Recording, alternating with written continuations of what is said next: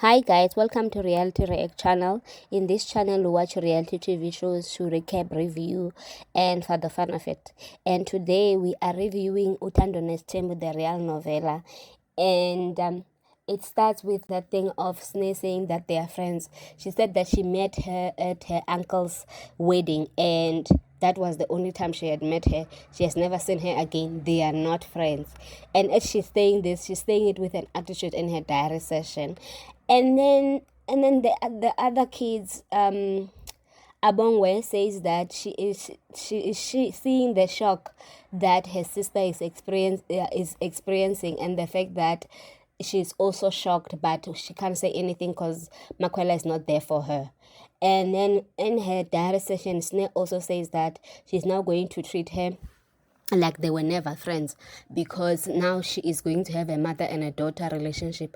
I'm like, these kids, Mseluku coached them very well, hey, because I don't know, like how she easily accepted that she's going to have a mother and daughter relationship, and yet she had criticized the other mothers that were almost as the same age as her. And I'm just like, girl, are you going to manage this?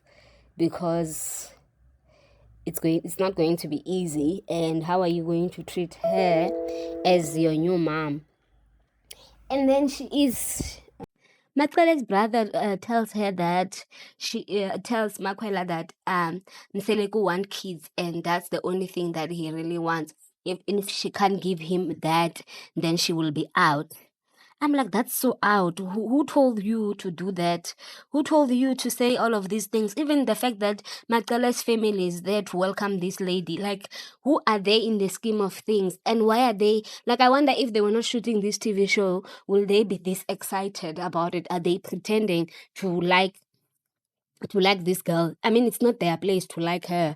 It's they are really not, they are family, but they are not really like that.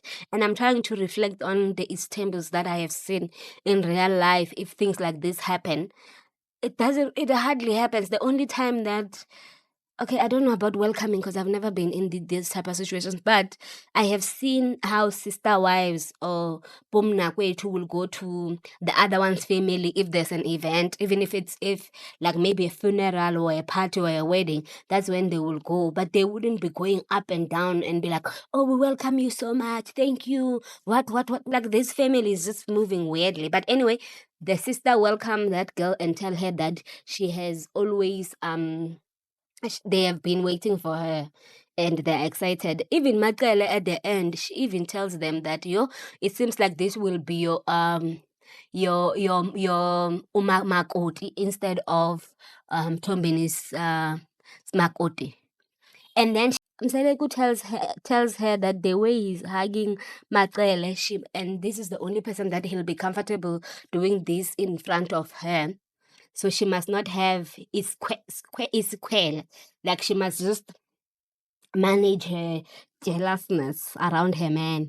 And they also talk about how the fact that she has garnered an older man, and when she gifted Matsele, she was speaking in English. She was basically saying, last week when I was here, I didn't bring anything, it was a surprise and all of that. But then Mselig was addressing that in his diary session, and it was so funny because I'm just like, Matkala was also laughing because she's like, what is wrong with this guy?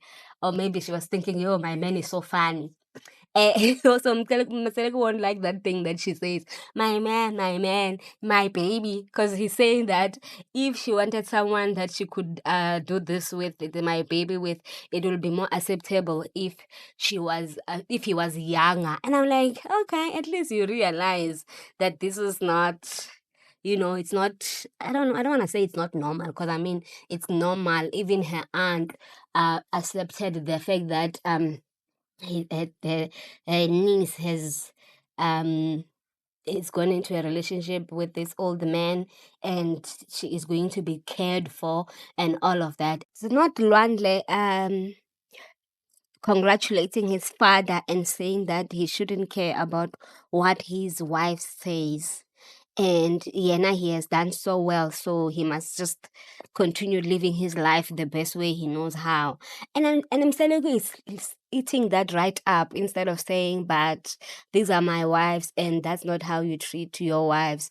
I am trying to make sure that they are all happy. That's why I didn't just bring her up or go lobola her without the approval of my first wife, your mom, or like that's why it has taken me this long, because I care about their feelings. So do not act like I do not care. That's not the way you do things, because it's not. They were even sitting in the diary session. It's not like he spoke about it when he was so busy that he couldn't reprimand his child and tell him that that's not how you treat women, that's not how you treat your wives, and you should, care about their feelings, care about, try to talk them nicely into this thing. Because if he didn't talk them nicely into it, then maybe Makela would have still said that, do not involve me in your things when you decide to get married after 20 years, and I don't want to be involved. Yeah, you have served me, thank you, but I'm not doing that. But he didn't do that, which means that he also get it that that's not how it's going to work. Then he should tell his son. And then the next thing is Mseleku taking the kids to the beach, and he's not dressed for it, but that's not the point. At least he even still got into the water and tried to talk to his son, who was even before they went to that scene. Mseleku on the diary session said that the kids are not doing well, especially Mnini. So he's trying to find out what is making him so sad, and if it has to do with his mom not being there permanently, because she comes and goes. So it's not like she has left permanently. Like maybe she will sleep one day or come back from work and see the kids and then go home, because she needs someone to care for her. So that's why she's there. So as they are playing with the other kids, playing with the sand, and it's his daughter and from Miami and his granddaughter from Miami as well, and Mnini. So it's the younger kids that he went to the beach with, not their brother. So Mnini goes and sits by the rocks by himself and he starts crying. And then Mseleku is trying to find out what is making you cry. He says, I can't tell you what is making me cry. And then in his diary session, he says that he can't tell his dad what's making him cry, because all he is going to say is that, be strong, you are a man. And he still wants to be a young boy, and he wants to cry, and something is making him sad, but he won't tell his dad. So his dad also says that he feels like a bad father, because if his child says that, I can't tell you because you can't help me, then it means that he has failed as a father. And I'm like, this rating sounds the rating to be a good father is like a hectic one, hey? Because what do you mean you can't say? You judge yourself based on that, because sometimes as a father or as a parent, you can possibly not help the child because you are not in the right space. The same way that Mayan has gone home because maybe she can't be there for her children, and even though there's a history, but I'm sure she has put measures to ensure that her children don't get exposed to food that can make them ill, like poisoned food or whatever, and especially because now she even has a younger grandchild, so that's probably not easy to leave that child as well there, because then it's just it's not gonna be an easy thing for them. But anyway, he says that he feels like a failure, and then they cut their trip short because the Mnini is crying. And then the next thing is the girls, Abongwe and Sneh and Mpilo. They are at the beach as well. They are trying to discuss. So Abongwe is the one asking them, how do they feel about this? So Sneh goes into the details of how she knows that lady.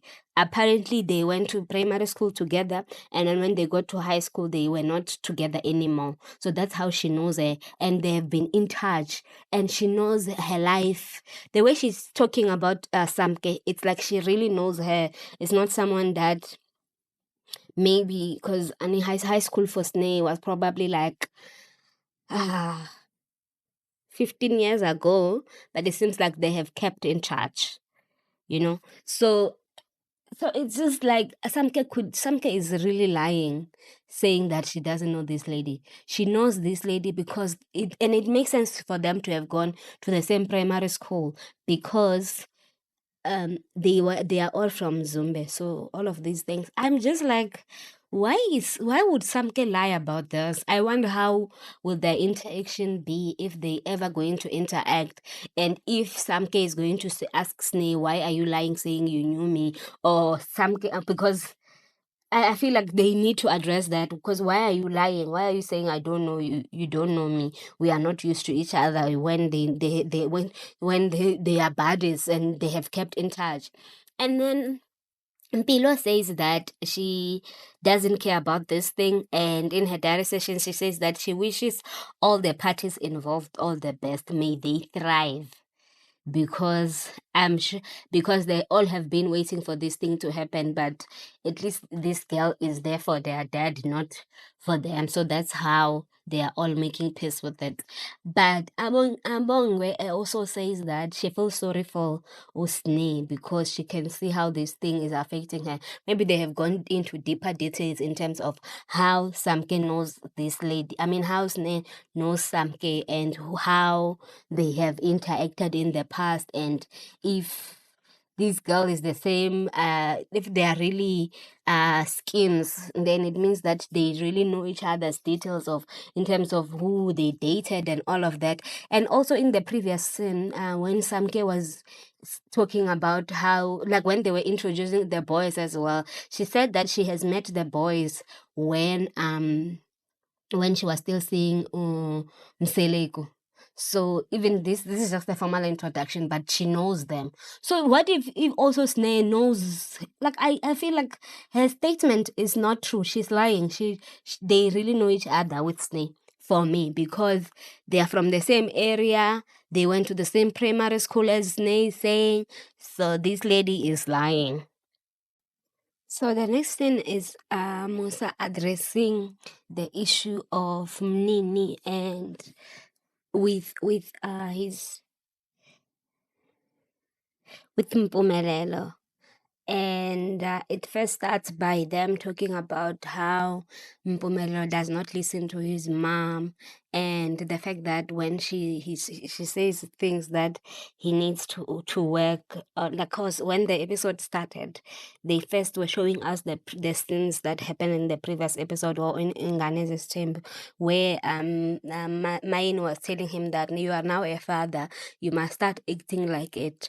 And I think that's the thing that she's saying, because that's the thing that Mpumelelo is saying, because he's saying that now they are not on talking terms, or he just keeps quiet and won't address the things that his mother has said. And then Seleku says that he hopes that Mayen won't be blaming them if she has decided to leave. So he's saying that Mayen is leaving because she's fighting with Mpome. And I'm like, but you know that she said the reason why she's going home is because you were shouting at her because of the insurance, whatever, the car issue and whatnot. And now you are acting like it's Pomero's fault. Now Mpumelelo will also be blaming himself when he has to take care of his younger siblings. Now he'll be thinking, if it wasn't for me, my mom would be here taking care of these kids. But now it has to be me. And I'm just like, that's like giving a child issues. Even though he's old now, he probably knows maybe his father is doing that for the son, and not take it very serious. But anyway, now he asked her about his own children and how Nini is behaving. And she says that also Mayeni fights with Nini because Nini sometimes does not listen, and Oya Papa and stuff like that. And I'm like, maybe he's just being a child. But now also, if this thing comes to Nini, now he's gonna blame himself if this is really true. I don't think it's true. Maybe even when he was crying, we didn't see his face. He was like at the beach, he was looking down, and we didn't see anything. So I feel like maybe they are lying on this thing that Nini is crying for his mom. But anyway, and then he ended up telling his father that Vuyo Yes, Vuyo has moved on, and she asked him how would he feel if he saw her with her kids, with their kids, on a date with someone else. And he says that it doesn't matter, it's fine now, she can move on. And then him to take care of his siblings and not have not have them blamed for how the kids will be. So yeah, that's how the scene ended.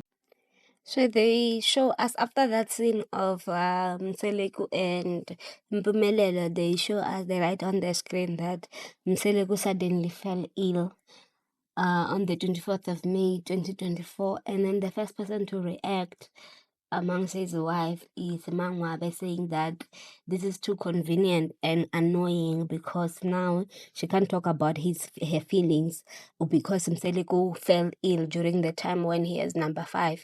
So it will look wrong because it will not look wrong that uzochuleka. She's not happy with it. And then also Amayeni says that there's tension between them, and she has never imagined Mseleku as a sickly person or a person that would be bedridden and stuff like that.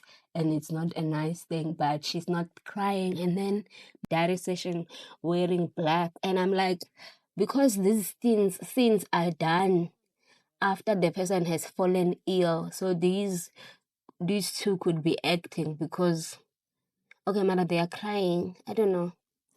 I just don't think that is a genuine thing because it's planned. So I don't understand why they're still crying here.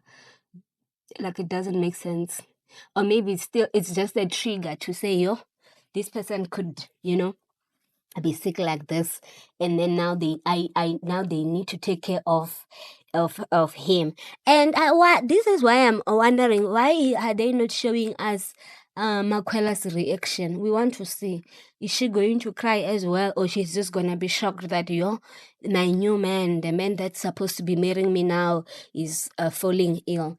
And I saw on a trailer where they were showing Makela is the one announcing to the ladies that to their wives that she what is this, Mseleku is ill, and she is driving to Mzumbe to tell them this.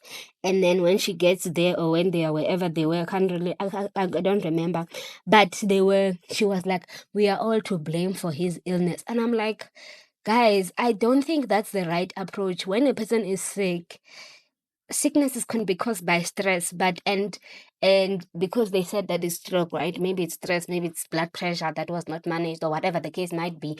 But for her to kind of want to blame herself and the other people, is just like, no, that's not how things work. As much as you can say, let's work on not stressing him, it's better in that approach than to say, we are all to blame for this. What is that?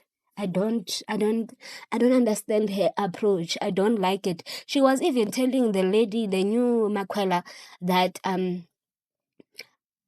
she is also to be blamed for that. She must not stress him. I'm like, that's but that's how they roll in this house.